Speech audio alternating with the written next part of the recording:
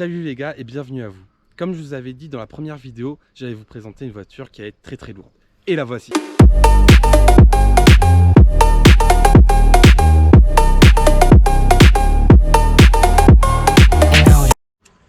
Et comme vous avez vu sur les images, c'est un Cupra ATK de 2017. C'est la première version. Entre les deux, il y a une version qui a été restylée. Je vous mettrai quelques images. Premier SUV de la marque, c'était donc de base c'est une Seat ATK et là donc ça a été refait par la marque Cupra qui a été créée donc en 2017 avec leur premier modèle, le SUV compact Cupra ATK. Et maintenant je vous invite à aller voir le moteur de la Cupra ATK qui est plutôt phénoménal. Sous le capot, le Cupra ATK est équipé d'un moteur à essence turbo compressé de 2 litres. Dans sa version de base, il produit une puissance de 300 chevaux et un couple de 400 Nm de couple, ce qui en fait un des SUV les plus compacts et les plus puissants de sa catégorie. Il est associé à une transmission automatique à double embrayage à 7 vitesses et un système de traction intégrale pour une adhérence et une stabilité accrues. Les performances de ce véhicule sont plutôt assez impressionnantes. Le 0 à 100 est abattu en 5 secondes 2 et la vitesse de pointe est limitée électroniquement à 250 km/h. Au niveau des options, ce modèle est plutôt bien équipé. Tout d'abord au niveau des jantes. Il a en option les jantes de 19 pouces, possible par le configurateur Cupra, avec en accompagnement les freins Brembo à disque ventilé à l'avant. On peut continuer les options avec à l'intérieur pour le conducteur et le passager avant les sièges baquets. De base ils ne sont pas baquets mais ils sont plutôt simples. Ensuite aussi à l'intérieur on a comme option le toit panoramique qui s'ouvre. Et ça c'est plutôt vraiment bien pour avoir plus de luminosité dans le véhicule. Et enfin la dernière option, elle se trouve sous la voiture. Elle dispose entre-temps d'un haillon électrique, ouverture-fermeture, d'un coffre de 485 litres, ce qui est plutôt bien pour la catégorie avec les 5 passagers. Et pour la dernière option, il suffit juste de tirer à l'intérieur et on a la boule d'attelage pour les gens qui aiment bien le camping. Maintenant, on va rentrer un peu plus dans les détails avec la présentation de la face avant, du design et de la face arrière. Au niveau de la face avant, c'est quasiment la même pour les feux. Les feux, on retrouve les mêmes feux que la Seat ATK. Et on peut retrouver juste ici le logo Seat Lightning. C'est le seul endroit où on retrouve le logo Seat, sinon partout ça va être Cupra. Cupra avec le logo juste ici. Ensuite, on a la plaque d'immatriculation, la caméra avant, le lidar, plutôt bien intégré je trouve. Et ensuite, en gros, marqué Cupra pour Cup et Racing, ce qui veut dire Cupra. On a aussi les détecteurs à l'avant et à l'arrière dans le véhicule. Et ce qui change entre la première phase et la deuxième phase, c'est le Cupra qui disparaît dans la version restylée. Et aussi des grandes barres, des grands aérateurs avec une petite image pour vous montrer et vous donner plus d'illustrations. Au niveau du design automobile de profil, ce qu'on peut remarquer, c'est cette ligne qui part du feu avant, qui court tout le long des deux portières pour se retrouver à la fin au feu arrière, qui permet vraiment de structurer la voiture en 2 niveaux. On a vraiment le premier niveau en haut avec les passagers et le deuxième niveau où c'est plutôt, on va se dire, tout ce qui est carrosserie, tout ce qui est équipement de la voiture. En bas, on retrouve en noir verni le bas de caisse, en rappel avec le noir du rétroviseur et tout l'entourage en noir aussi des vitres, ce qui permet vraiment de créer un contraste, et enfin avec le noir des barres de toit, ce qui permet vraiment d'avoir un bon équilibre du véhicule. Enfin, au niveau de l'arrière, on peut remarquer plusieurs parties sur le véhicule. Déjà le béquet et cette partie noire, noir laqué, noir verni, qui permet de différencier le Seat ATK du Cupra ATK, parce que la Seat ATK ne l'a pas du tout, et donc ça permet de donner un côté beaucoup plus agressif au véhicule, avec la vitre, l'essuie-glace. Donc là on est vraiment sur une première partie. Le logo Cupra toujours en bronze sur son fond carbone, la plaque d'immatriculation, les feux. Ensuite on retrouve au milieu et en gros le Cupra comme à l'avant, donc là on l'a à l'arrière, comme ça fait un petit rappel.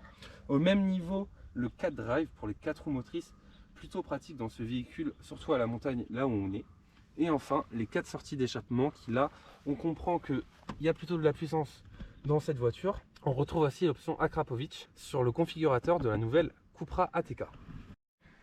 Au niveau de l'intérieur du véhicule, on sent vraiment la différence entre la Cupra ATK et le Seat ATK. Tout d'abord au niveau du logo présent sur le volant, la couleur bronze est rappelée avec les cire-piqûres tout autour du volant. On retrouve ces serre-piqûres au niveau du levier de vitesse, pommeau de vitesse, levier de vitesse. On les retrouve aussi au niveau du siège, passager avant, conducteur, et le logo Cupra, encore sur le siège baquet. Et donc tout cela permet vraiment de créer une atmosphère, tout un univers dans ce véhicule. On comprend vraiment qu'on est dans une voiture de 300 chevaux. Au niveau des fun facts, je peux vous en montrer un qui n'est pas présent beaucoup sur YouTube, c'est au niveau de l'horloge.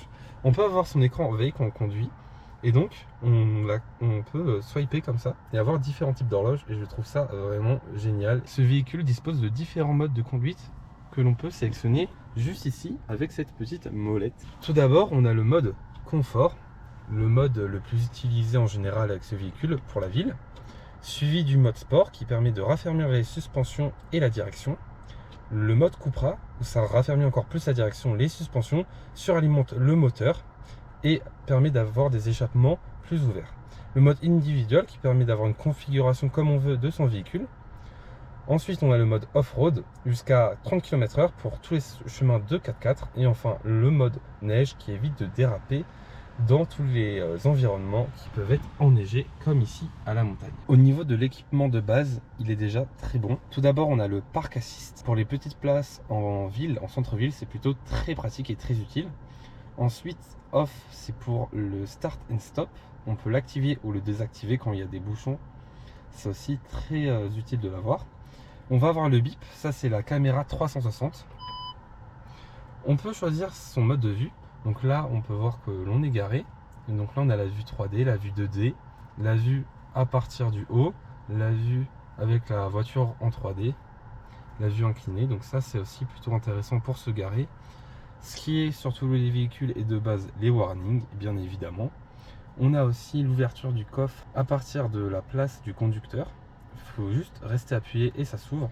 Et ce qu'il faut noter, c'est que tous les boutons qu'on voit là ne sont pas tactiles et c'est plutôt agréable.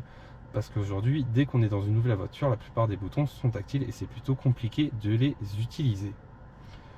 Les sièges avant des passagers sont chauffants et on peut choisir avec les boutons, juste ici, l'intensité du chauffage qu'on veut. Très pratique l'hiver.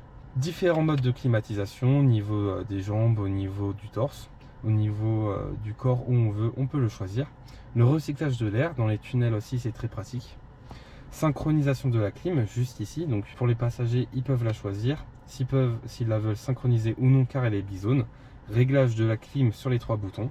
Et si on va un peu en dessous, on a 2 prises USB pour le conducteur et pour le passager avant, prise 12 volts, prise de cigare, et ici un chargeur induction si on a un téléphone qui en est équipé. Et nous voici à l'arrière du véhicule qui est plutôt spacieux pour un véhicule de 5 places. Je vais m'y installer. On peut tout d'abord remarquer que les sièges ils sont plutôt baquets comme à l'avant. Donc là on est plutôt sur une banquette 2 tiers, 1 tiers, surpiqué comme sur les sièges baquets à l'avant. Les passagers arrière disposent d'une climatisation qui sont liées au conducteur, vu que c'est une climatisation bisone, c'est lié au conducteur à l'avant. Ensuite, endroit pour mettre son téléphone, petit vide-poche et 2 prises USB, donc 2 à l'avant, 2 à l'arrière. Vide-poche aussi sur les sièges baquets des conducteurs avant pour les 2 passagers arrière. On retrouve un accoudoir où l'on peut sélectionner à sa guise la taille pour les verres. Et ensuite, une fois qu'on a déplié l'accoudoir, on a accès avec la trappe à ski au coffre. Ce qui est plutôt utile pour les passagers arrière s'ils veulent accéder à leur bagage ou même si on veut mettre des skis ou autre, des longues planches. C'est très pratique d'avoir ça dans son véhicule. Et nous voilà directement partis pour un essai du Cupra ATK. Cette voiture, comme précisé juste avant, est équipée d'une transmission intégrale qui permet de profiter des 300 chevaux en permanence et surtout de la sortie des virages. Sur tout type de sol, humide ou sec, les 300 chevaux peuvent vraiment être très bien exploités. Les trains roulants sont renforcés par rapport au Seat ATK et de plus, Cupra met de série une suspension pilotée qui permet d'avoir une très bonne stabilité sur les virages. Même si ça reste un SUV, il est quand même très dynamique sur ces routes de montagne et c'est vraiment un plaisir d'avoir le volant entre ses mains. Et ce qu'il faut noter, c'est que ce véhicule est ultra polyvalent.